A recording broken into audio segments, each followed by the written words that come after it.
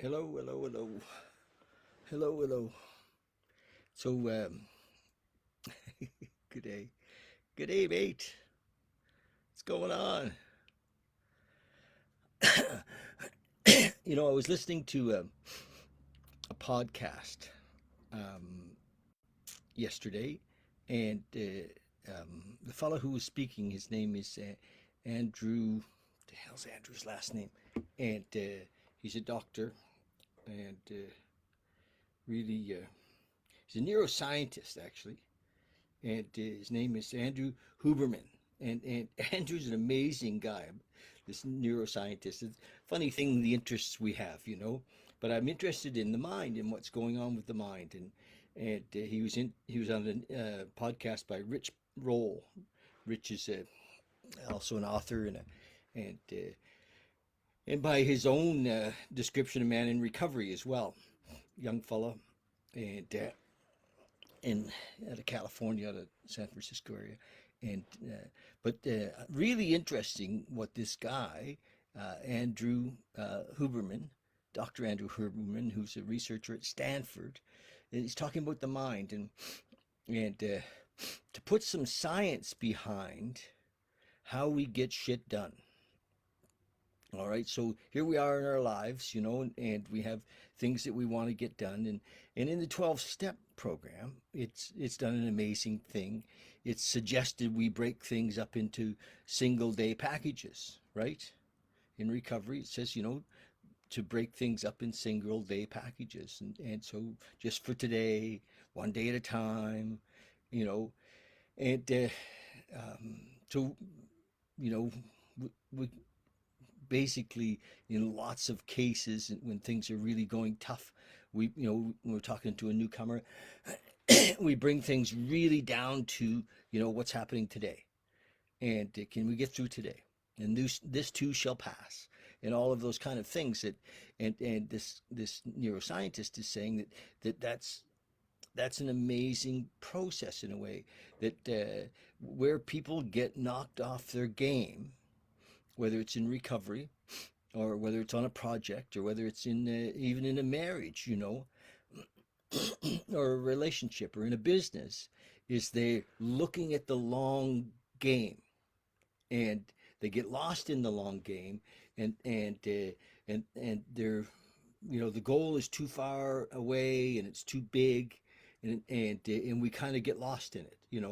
And one of the examples he used is he was talking about the uh, SEAL, the Navy SEALs, and when they go through their training or their initiation to see if they're going to make it.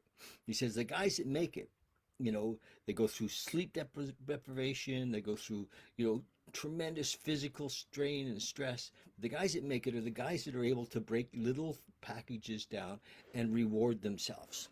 And so that's what I wanted to talk about. Years and years and years ago, when I first got sober, I had some financial amends to make, and um, and I had a sponsor back in the day. What was his name?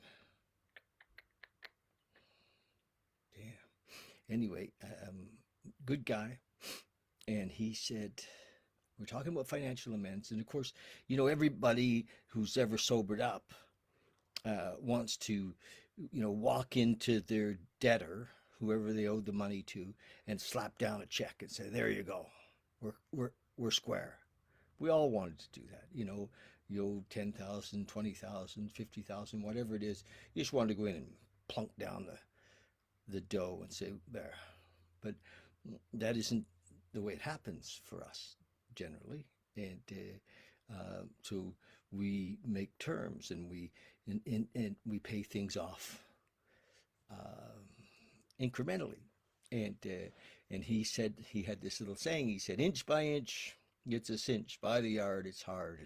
And I got that. What I had to do was pay debts, a little bit every week or a little bit every month, and in time they would disappear.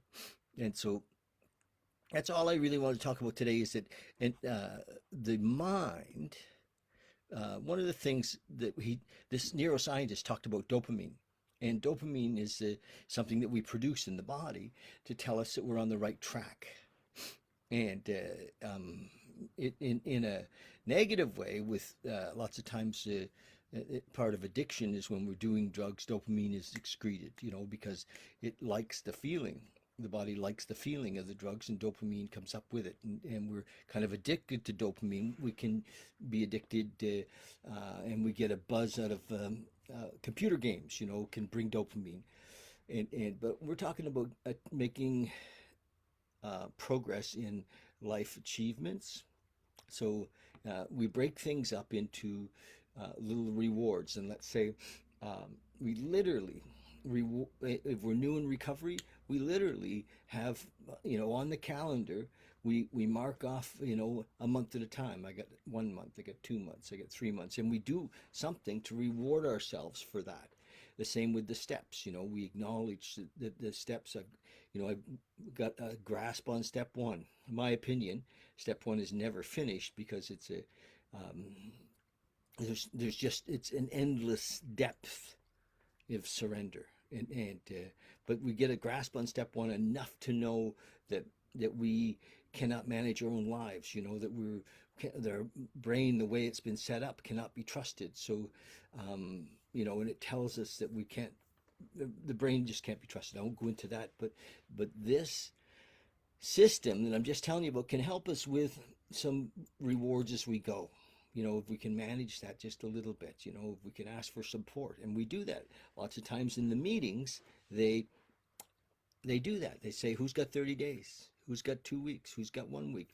And we get a reward, and the reward helps. It actually, in the system, we get dopamine, and dopamine is something that we like, and we feel good.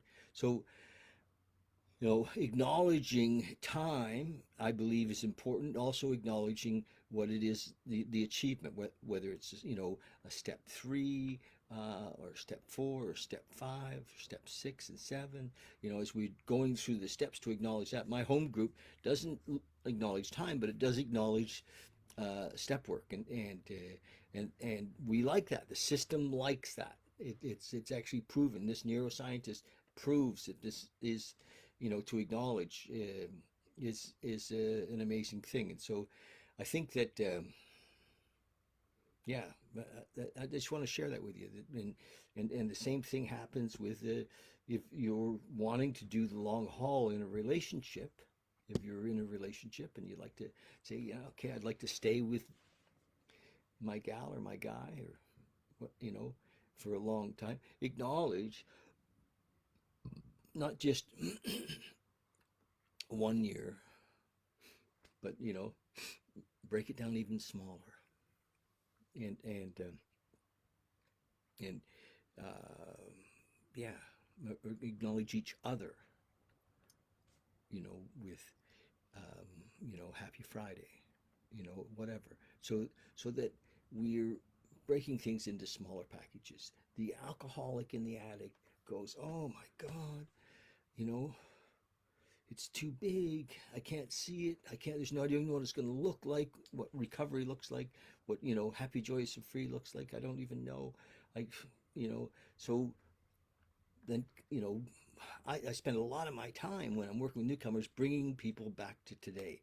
Come on, you're way off in the future. You're way off in some imaginary problem. So what's going on today? Did you do these things today? Yes. Have you got, or you a place to sleep? Do you have clothes? Do you have, and when we do those things and we acknowledge those things, it it, it we it actually, according to this neuroscientist, and he's quite a guy. I'll put a link in this one uh, for the YouTube video. I really liked it. It's long, but it's really good, and it goes into trauma and addiction and meditation and the steps to some degree, and so it was a great video, and I encourage you to have a look at it, because it also shows us how rewarding ourselves on a kind of as we're going is helpful, and rewarding each other, and supporting each other with rewards, and um, you know So, like, say this pandemic, it's one of the problems with it is we can't see any end, so we have to really come back to, some milestones, right? We got through, we know we've gotten through the worst of it. We feel that way anyway. We don't know anything, but we feel like we've gotten through the worst of it.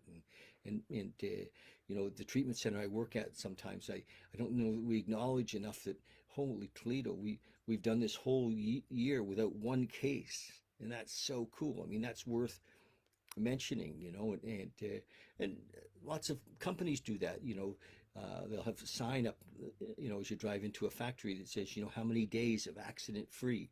And those are acknowledgments and awards that work with the mind. And whether they knew the science behind it or not, people feel proud of it, and they move forward with that kind of an assurance. Yeah, so we break them in small packages. That's it. I just wanted to share that, and recognize that sometimes we have a tendency to look at what we haven't done, look at how big the project is in our imagination, and remember that no matter what it is that you want to achieve in life, the how to we don't know. So we're often looking at the size of the project. We say, "Oh my God, this is never going to happen," but we have no idea of what's going to come into our life to help us to move, to accomplish, we just don't know, and that's the mystery part. That's the God part. That's when we ask for help, we ask the universe, or consciousness, or God as we understand Him, for help, and it comes. That's the unmeasurable part. you know. But I'm just talking about how to stay in the game to allow that to happen. You know, often in treatment centers, you know, if a guy stays or a gal stays in the treatment center for 3 months or 6 months, really the time in is just long enough so that they can start to get a grasp that, they need some time, and everything takes time. And so that's what happens in the recovery process in the treatment center. Is that, yes, they learn lots of new things, but in that time, the brain clears out a bit, and they start to reward themselves and see, right? So everything works this way in small pieces. Everything works this way in small pieces. I don't care how big your project is. You look at Elon Musk, and he's, going to Mars, and you can bet that they're rewarding themselves for all achievements as they happen. It's a system it's built into the system, but we don't do that with ourselves. We don't. And so often we're looking outside of us to be rewarded. And the rewards that are meaningful are from inside. If you're looking for outside rewards, you're always going to be, this just doesn't work, And I did it for years. I remember, lots of times in relationship wanting, acknowledgement from my wife or my girlfriend. If she would only support me, I would be a better man. you know, and waiting for somebody else to pump me up a little bit. And so accomplishments, right? Yes. Hmm. So that's it. Love you guys. Oh, I'm going to read. Just take a minute. We're going to read. We're going to read. I think it is the 11th of February. It's always fun for me. And I kind of reward myself a little bit, acknowledge myself that I don't, if I think about this, I've been doing this since the 1st of May, and I look back and say, wow, that's pretty cool. Since the 1st of May, I have not missed a day to do this. That's pretty cool. But you know, if I look forward to, my goal is to do a year, I think, holy shit, it's another 2.5 months. I'll never make it. But then I have to let go of that and just do today. And many times with this reading, I've just let go of the whole thing. Okay, we'll just do today. Let's do today. And today is the day. And then it's like, Oh, and when I do this, it's crazy. Again, this is how things get done. When I do this, then later when it's done, I have a feeling of, um, I guess Carlos says, is that self-serving ego? I guess in a way, if we understand the tools, like ego's not a bad thing. Ego gets a bad rap. That and recognize that ego is here to serve us as well. You know, where we get in trouble is with when we're ego is coming from fear, or so it is a tool. And so yes, I think that it's self-serving is in the sense of, in a practical, you know in the practical, we live on the planet, we're here, we have we're in a system, we have bills to pay, and all of those kind of things, and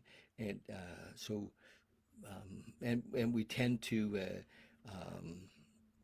to complain, or be down on ourselves. Some of us, maybe not all of us, but some of us have a tendency to be down on ourselves and say, "Well, Jesus, this is not good enough. We're not good enough at this, or this is this is not working." And so, if we break it into smaller packages, I mean, we're still here doing this. Many of us are raising children. We're in the game of life, and so, I mean, I can get on my knees and say, God, please help me, and then He gives me tools, or she, it, or that gives me tools, and I go, oh, okay, thank you. Yeah, I didn't see that, and then I get to use those tools, and for the betterment of myself and all mankind, I think, all womankind, all humankind, and yeah. So, like, I look at this guy, this neuroscientist guy, I think, not in a million years would I have found him. He literally came, this YouTube came up, and nobody referred him. I was driving um, from Calgary the other day. It was fairly early in the trip, and I'd put something on that I was listening to, and then I just left my phone, and the next thing that came up was this guy in a podcast, and I just thought, oh, well, that sounds kind of neat, and I listened to the whole thing. It was packed full of really good content, for me, that was like meaningful at this time. So, yeah, I'm happy to have some tips, and the 12-step world, even though the whole essence of the book, its primary purpose is to bring us into a relationship with our higher power, is full of tools.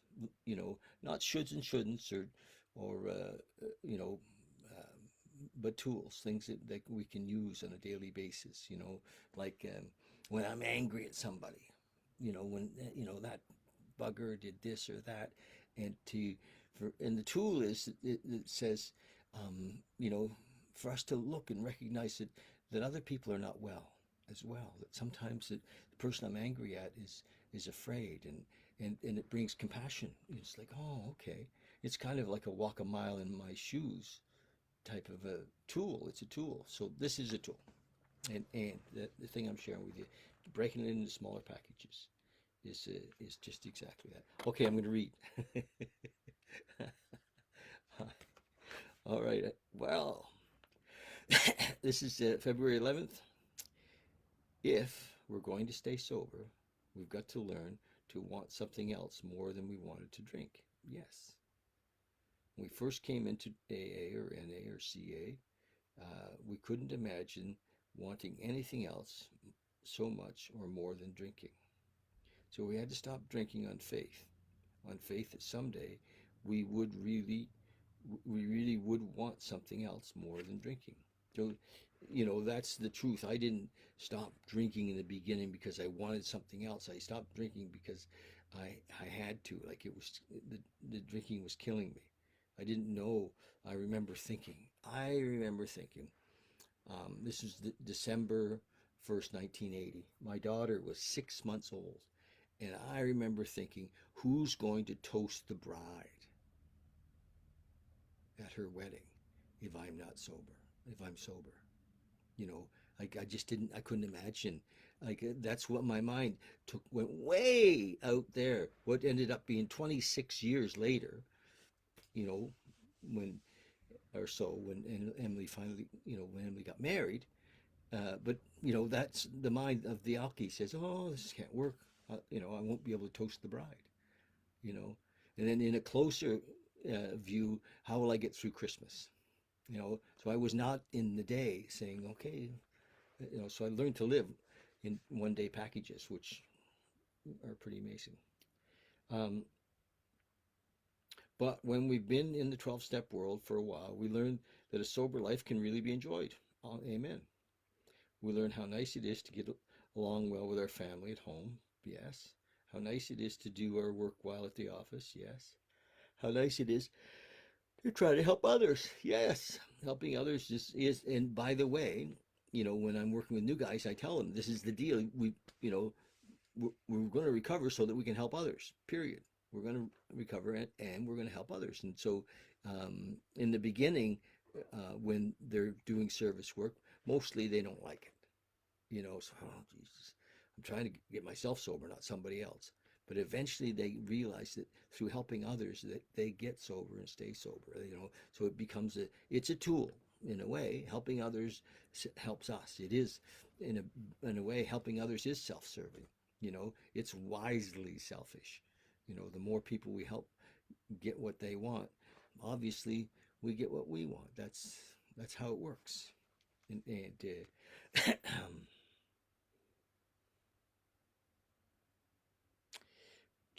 have I found it says that when I keep sober, everything goes well for me? Yes. Um, and sober isn't just not drinking. Sober's the thinking, right? Sober is the thinking. Um, meditation for the day. There is almost no work in life so hard as waiting. And yet God wants us to wait. All motion is more easy when calm. All motion is more easy than calm waiting. And yet I must wait. I must wait until God shows me His will. So, that's for me. That's the practice of meditation. Sitting, recognizing that sometimes we realize that we don't know, and not knowing is okay. So I don't know, and sitting until whatever needs to happen happens, till the answer comes, till the direction's obvious. you know and sometimes we can just say yes and step into one direction and realize quickly, oh, okay, that's not it. So if we're listening, if we're tuned in, if we're conscious.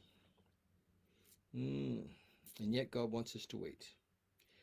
All motion is more easy than calm waiting, and yet I must wait until God shows me His will. So many people have marred their work and hindered the growth of their spiritual lives by too much activity. If I wait patiently, preparing myself always, I will be someday at the place where I would be. I will be someday at the place where I would be. And much toil and activity could not have accomplished the journey so soon. Oh, yeah. The hare or the rabbit, eh? Either way. One's a lot of work, and one's not so much. Prayer for the day. I pray that I may wait patiently. I pray that I may trust in God, in life, in love, in consciousness, however we perceive this God to be, and keep preparing myself for a better life. Beautiful. All right, you guys. We've gone on a little bit, but we're going to have a quick meditation, okay? Hopefully you're going to sit with us for a little bit. And just close your eyes. We're going to drop in. Just close your eyes. Hopefully you're somewhere safe. In the car, pull over. Just drop in deep. You know, just let go of everything outside of this moment. Imagine this is it. Right now, just for now, there's only right now. There's no future. There's no past. Nothing's missing. We're not waiting for anything. There's just this moment.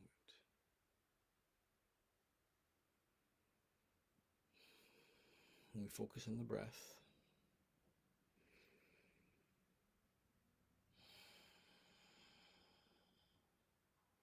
we come into the body. Through the breath, in the body, we're here now. No beliefs, no concepts, no thought of God or no thought of oneness, no thought of anything, just now.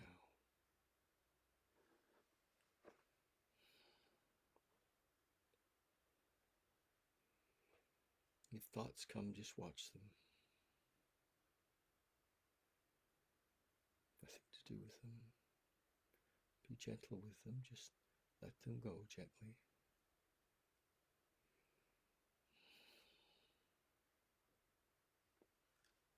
Just feel sometimes the tension just leaves the body.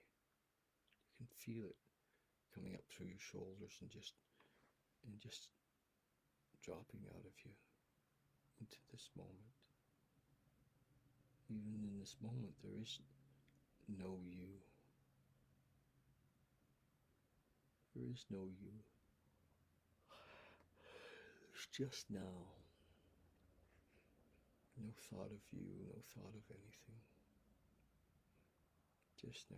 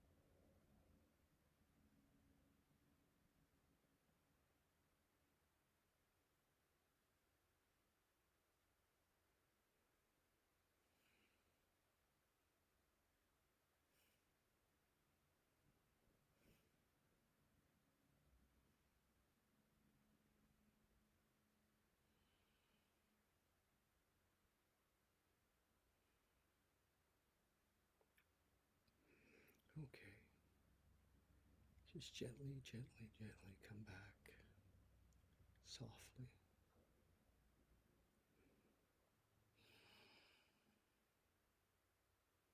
And if you don't want to, you can just stay in the meditation. Stretch it out if you like.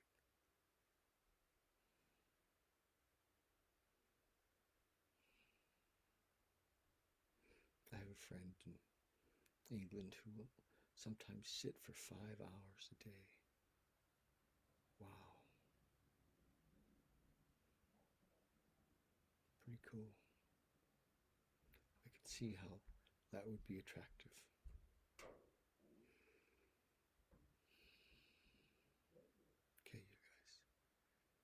Thanks for joining. Really love it if you go to my YouTube channel and subscribe and watch a video there. I've, it's, it's my project. I'm going to build YouTube. So Bowing Beyond, Project Awakening, YouTube. Okay. Love you. Thank you. We'll talk tomorrow.